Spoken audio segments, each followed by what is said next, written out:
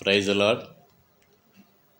ప్రభువైన యేసుక్రీస్తు నామంలో మీ అందరికీ నూతన సంవత్సర శుభాకాంక్షలు. దేవుడు మిమ్ములను మీ కుటుంబాలను దీవించి ఆశీర్వదించాలని దేవుని యొక్క సన్నిధిలో ప్రార్థన చేస్తూ ఉన్నాం.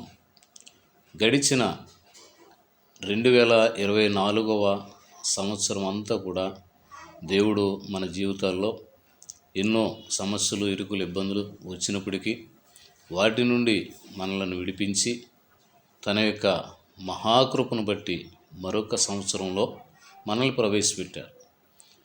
చూడండి, మనము ఆలోచన చేస్తే గత సంవత్సరంలో మనతో పాటు ప్రయాణం చేసినటువంటి వారు ఇప్పుడు ఈ సంవత్సరంలో మనం ప్రవేశించేసరికి ఈ 2025లో వారు మనతో లేనటువంటి వారు చాలామంది ఉన్నారు.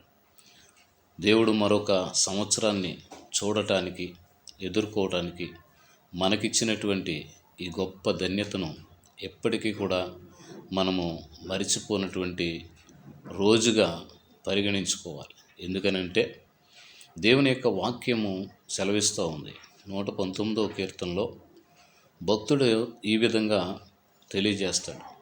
ఆహా, నీ కట్టడలను గైకొనుట నాకు నేర్పు, వాటి నుండి నా హృదయం ఎంతమాత్రం కూడా తొలగిపోకుండా ఉండునట్లు చేయమని దేవుణ్ణి అడుగుతాడు.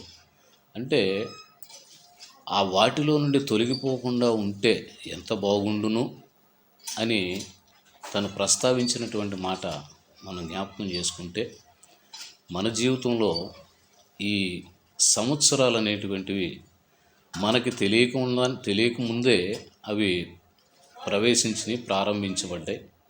నేటికి కూడా ఈ సంవత్సరాలు జరుగుతూనే ఉన్నాయి.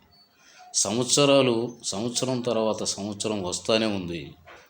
మనం మాత్రం ఈ భూమి మీద మనుషులు ఎందరో ఈ సంవత్సరాలలో 2024 సంవత్సరాలలో అనేక కోట్ల మంది ఈ భూమి మీదకి వచ్చారు, వెళ్ళిపోయారు.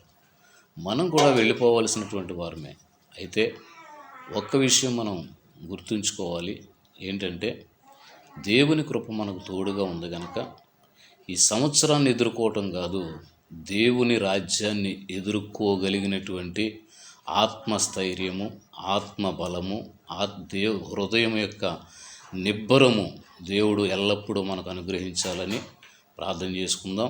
దేవుడు మనకిచ్చిన వాగ్దానం మన పట్ల, మన జీవితంలో ఆయన నెరవేర్చినట్లుగా ఆయన సంకల్పము చొప్పున మనమందరము కూడా నడిపించబడటానికి ఇష్టపడదాం.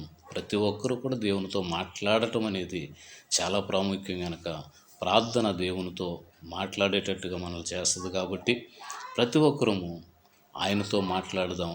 ఆయన ఇష్ట ప్రకారంగా, ఆయన చిత్త ప్రకారంగా మన బ్రతుకులు నిర్మించుకుందాం. రూపుదిద్దుకునేటట్టుగా మనం దేవుని చిత్తానికి అప్పగించుకుందాం. అట్టి కృప దేవుడు యుగ యుగాలు కూడా ఆయన కృప మనకు చూపుతానని వాగ్దానం చేస్తూ ఉన్నాడు కనుక ఆయన యొక్క కృపలో యుగ యుగాలు మనము జీవించున్నట్లుగా దేవుని యొక్క కృపకు పాత్రులుగా దేవుడు మనలందరినీ ఆశీర్వదించునుగా. కానీ అందరికీ మరొకసారి నూతన సంవత్సర శుభాకాంక్షలు తెలియజేస్తున్నాను. మీరు, మీ కుటుంబము, మీ యొక్క పిల్లలు అందరూ కూడా ఈ సంవత్సరంలో సంతోషకరంగా ఉన్నట్లు దేవుడు మిమ్మల్ని ఆశీర్వదించునుగాక. ఆమేన్.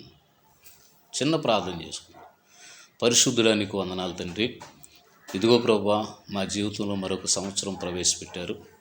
ఈ సంవత్సరంలో నాయన నీ దయాకిరీటం మాకు అనుగ్రహించి నీ చిత్త ప్రకారం, వాక్యానుసారం నాయన ప్రభువా మేము జీవించే కృప మాకు అనుగ్రహించమని, నీ కృప అన్ని వేళలో మాకు తోడుగా ఉంచమని, నీ కట్టడలను గైకొని వాటి నుండి తొలగిపోకుండా నిత్యము స్థిరపరచబడినట్లు స్థిర హృదయం మాకు దయచేయమని యేసుక్రీస్తు నామమున ప్రార్థించి అడిగి వేడుకుంటున్నాను పరమ తండ్రి.